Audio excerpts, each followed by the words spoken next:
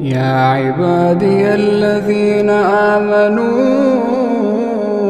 إن أرضي واسعة فإياي فاعبدون كل نفس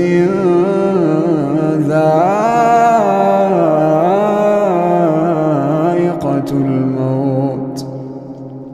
كل نفس ذائقة